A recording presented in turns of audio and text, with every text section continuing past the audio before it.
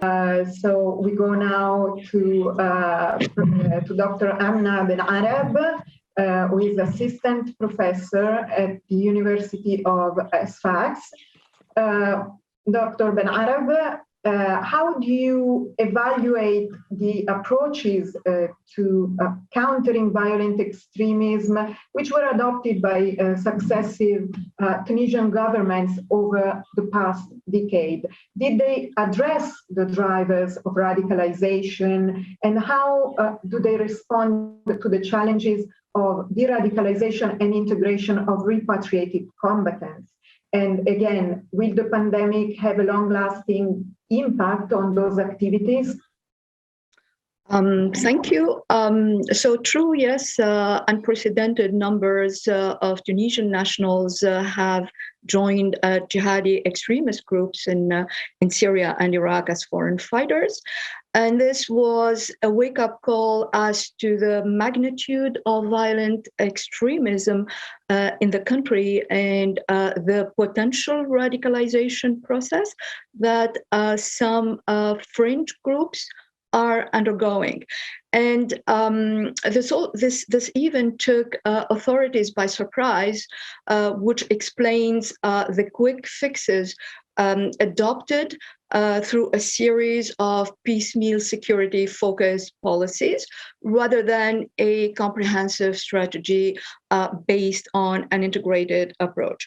So all along, the counter-terrorism strategy adopted by all 14 governments during the last decade has been essentially reactive and security-centered, focusing almost exclusively on punitive measures based on the counter-terrorism law that was enacted in 2015. And although the adoption of the national strategy for counter-terrorism a year later, that is in 2016, seemed to announce a change of direction in the fight against extremism, because it embraces a comprehensive approach with an emphasis on prevention. It has not been accompanied by a preventive operational strategy that goes beyond security in the narrowest sense.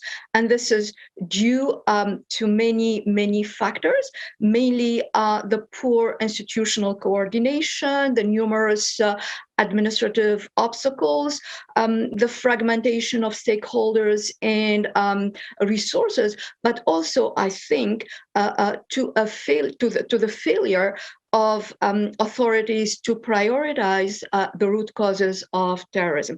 Priority has always been given to empowering and reinforcing security forces, which did happen thanks in part to collaboration with international partners. But the core grievances and root causes that motivated Tunisian youth to join jihadist groups have not only remained unaddressed, but have also been exacerbated by the unsatisfactory governmental responses to the pandemic. And this obviously led to further tensions and socioeconomic fragility, mainly in the historically marginalized regions of Tunisia.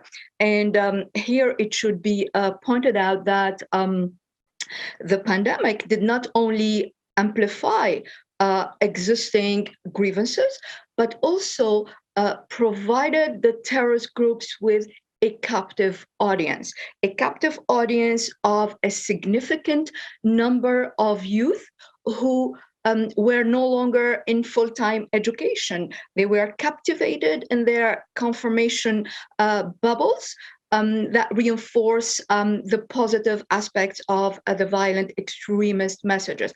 And here, let me say that even before the pandemic, and according to a UN report, 25% of Tunisian youth, and for that matter, even Jordanian youth, and this is the highest rate in the region, are what is called need. They are not in education, not in employment, and not in training. They were behind their devices online, swallowed in and by a subculture of like-minded people that helps them find what they were looking for, belonging and fulfillment.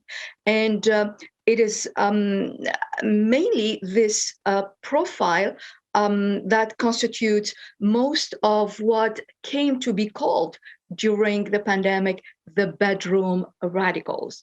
These are lone wolf terrorists who were radicalized online while spending months at home. These were bred during lockdown. So to go back to the counter-terrorism responses, security-based responses, though unnecessary, have by no means been sufficient to effectively deal with this multidimensional threat. They have not obviously been complemented by a preventive approach based on sustainable development that addresses the structural drivers of extremism and terrorism, and also on rebuilding the already frayed social contract. And this, together with the prospect of the terrorist rehabilitation being minimal, whether inside prisons or after their release. And if we have time, we can talk about this. I would say that at least a fraction of these terrorists will continue to pose a challenge to security in Tunisia, a challenge that authorities as well as civil society organizations are ill-equipped and lack resources to cope with. It is a challenge that includes not only terrorists operating in Tunisia, but also returning fighters, and also a substantial number of their children who, have been taken to Syria and Iraq, or were born there, and these could represent a potential vehicle for ideological continuity. Thank you, Dr. Benarab, for this very comprehensive